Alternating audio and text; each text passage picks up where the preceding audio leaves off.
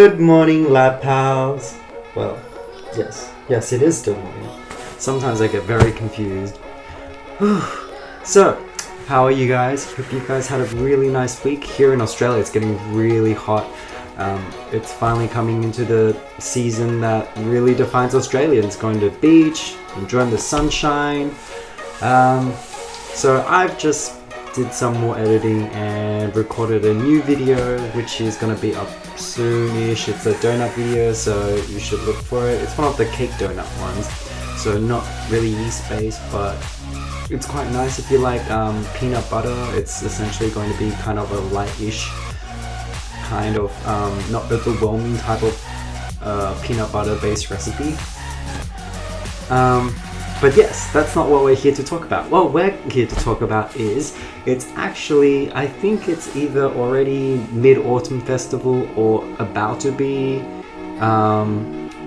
If you're not familiar with it, Mid-Autumn Festival is kind of a Chinese, Taiwanese, and also Japanese traditional occasion where basically we do something called 赏月, and also it's relevant to eating mooncakes called 月饼. So they're pretty much literal translations of each other.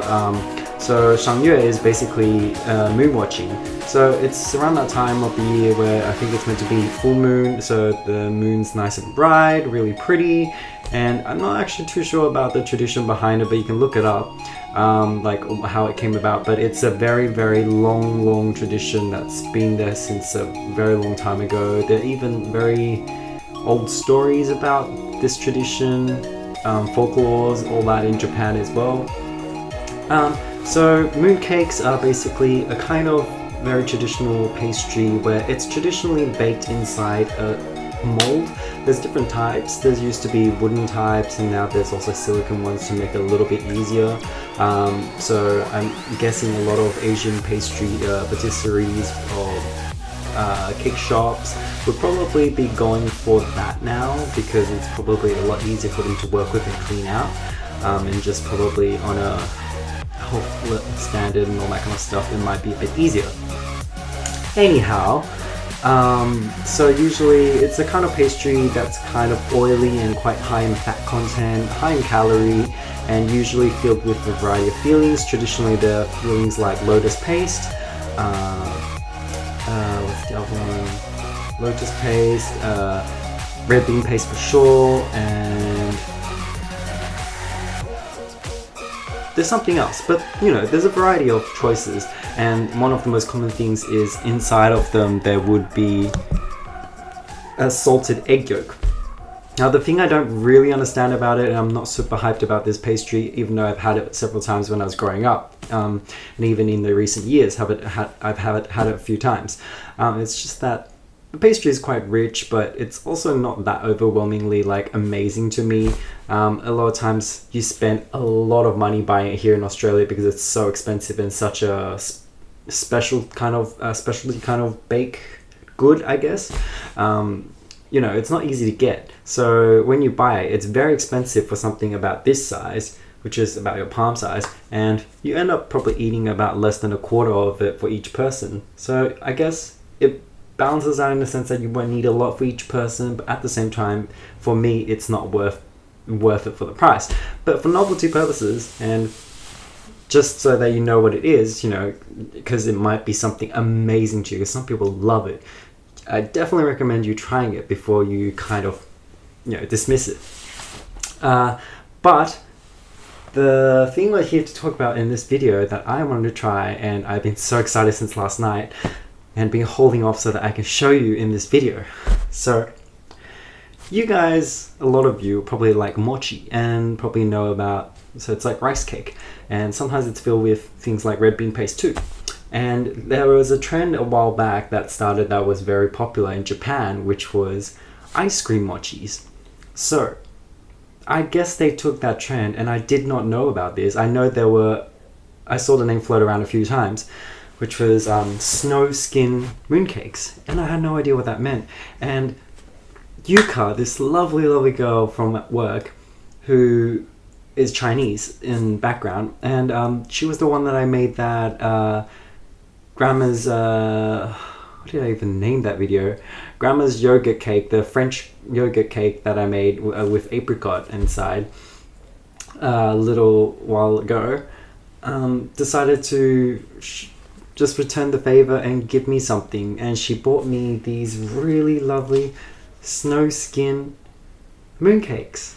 And they're so pretty, they're really wide, and I wasn't sure what they were, so I actually did look them up quickly before I went to bed last night after getting home from work with these back in the freezer because they have to stay frozen. So apparently, I guess because some places realized that this was pretty high in calorie and it was pretty fattening content, so to make kind of a healthier version, some of them became fruit fillings, and in order to compensate for the outside, they've decided to use basically a non-cooked version where they do glutinous rice. So it's essentially like a mochi with something that's frozen inside. So it's like an ice cream mochi essentially, but a variation in the category of mooncakes. So actually, if I have a look, what does I even say on the back about the fillings and stuff? Yeah, so there's definitely glutinous rice flour inside. There's some shortening, there's some oil, mango, coconut milk, mung bean paste. Interesting. Funny enough, this might be actually... This is probably from Is it Taiwan? No, this was from Hong Kong. Alright. Cool. Anyway, so let's not waste any time and get started because I'm super excited about this. So let's see. So the texture definitely feels like it's glutinous rice, like a mochi. But the layer is always really quite thin for the pastry. So again, with this, just like mochi and in terms of mooncakes, is very soft. And let's just take a bite and see what's inside. Oh.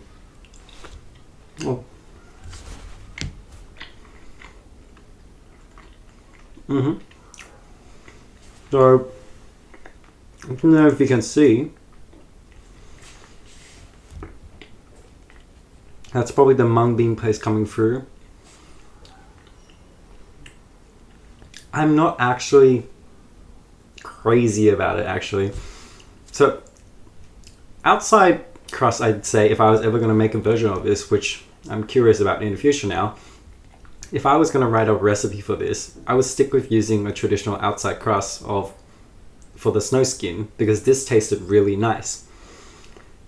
Feeling wise, however, this probably wasn't the best choice because unlike ice cream, which kind of melts into your mouth, adds a bit of creaminess and has that moisture, mung bean paste, or whatever paste we're using here, is quite sweet.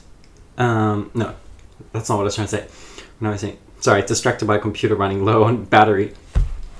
It's the mung bean paste, or whatever they used inside, which I think that is what they used inside, is actually, when it's frozen, it's become a little bit too floury, a little bit dry, and it has a distinctive kind of almost pasty kind of lingering feel and texture in the mouth, and it just kind of almost feels like it's drying out your mouth as soon as you bite into it, and it was relatively hard to actually bite into. See, it's probably the mango part in the middle, so that part I think tasted pretty good. See if we can bite around it to get in a little bit more of it.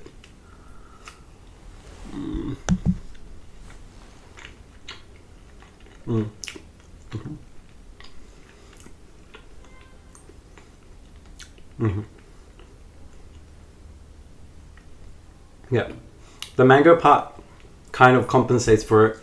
When the fruitiness comes through, in fact, if they had some other thing around it and a lot more of this mango paste part, it would taste really amazing, because the mango part, when it comes through, it literally just doesn't have that pasty feel, has a nice moisture, really, really nice aromatic, like a ripe mango flavor to it, and it kind of just complements both the scent and the flavor, the texture. I think overall this one, it's pretty nice. It's just really, it was the paste that probably wasn't the best idea. I guess paste just doesn't freeze well, and I've never tried freezing it for anything either, so I guess it's probably so-so overall, but yeah, it could be a big success. It's a very interesting thing, and I've never tried it before. But yes, if you're interested, look it up.